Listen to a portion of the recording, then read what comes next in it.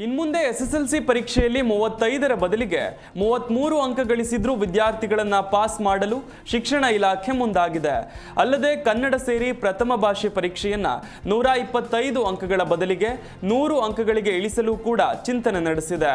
ಈ ಮೂಲಕ CBSE ಮಾದರಿಯಲ್ಲಿಯೇ SSLC ಪರೀಕ್ಷೆ ನಡೆಸಲು ಶಿಕ್ಷಣ ಇಲಾಖೆ ಮುಂದಾಗಿದೆ.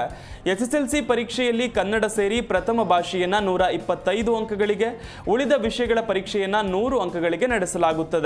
ಇದರಲ್ಲಿ ಪ್ರಥಮ ಭಾಷೆಗೆ 25 ಹಾಗೂ ಉಳಿದ ಇತರೆ ವಿಷಯಗಳಲ್ಲಿ ತಲಾ 20 ಅಂಕಗಳು ಆಂತರಿಕ ಮೌಲ್ಯಮಾಪನಕ್ಕೆ ನಿಗದಿ ಮಾಡಲಾಗಿದೆ.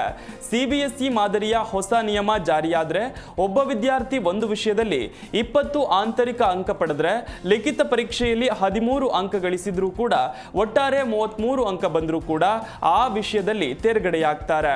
ಈ ಶೈಕ್ಷಣಿಕ ವರ್ಷದಿಂದಲೇ ಈ ನಿಯಮ ಜಾರಿಯಾಗುವ ನಿರೀಕ್ಷೆ ಇದ್ದು, ಈ ಬಾರಿ ಎಸ್ಎಸ್ಎಲ್ಸಿ ಪರೀಕ್ಷೆ ಬರೆಯಲಿರುವ ವಿದ್ಯಾರ್ಥಿಗಳು ಪಾಸ್ ಆಗಲು ಕನಿಷ್ಠ 33 ಅಂಕ ಗಳಿಸಿದ್ರೂ ಸಾಕು. ಜೊತೆಗೆ ಒಟ್ಟಾರೆ ಅಂಕಗಳು 625ರಿಂದ 600ಕ್ಕೆ ಇಳಿಯಲಿದೆ. ಅಲ್ಲದೆ ಪರೀಕ್ಷೆ ಸುಧಾರಣಾ ಸಮಿತಿಯು ಮುಂಬರುವ ಎಸ್ಎಸ್ಎಲ್ಸಿ ಪರೀಕ್ಷೆಯಲ್ಲಿ 1 ಅಂಕದ ಬಹು ಆಯ್ಕೆಯ ಪ್ರಶ್ನೆಗಳನ್ನ ಅಂದ್ರೆ ಮಲ್ಟಿಪಲ್ ಚಾಯ್ಸ್ ಕ್ವಶನ್ಸ್ ಹೆಚ್ಚಿನ ಸಂಖ್ಯೆಯಲ್ಲಿ ಅಳವಡಿಸಲು ಪ್ರತಿ ವಿಭಾಗದಲ್ಲೂ ಹೆಚ್ಚು ಪ್ರಶ್ನೆಗಳನ್ನು ನೀಡಿ ಯಾವುದಾದ್ರೂ 2, 3, 4 ಪ್ರಶ್ನೆಗಳನ್ನು ಆಯ್ಕೆ ಮಾಡಿಕೊಂಡು ಉತ್ತರ ಬರೆಯುವಂತಹ ಅವಕಾಶವನ್ನು ಕೂಡ ವಿದ್ಯಾರ್ಥಿಗಳಿಗೆ ನೀಡಲು ಸಮಿತಿ ಚರ್ಚೆ ನಡೆಸಿದೆ.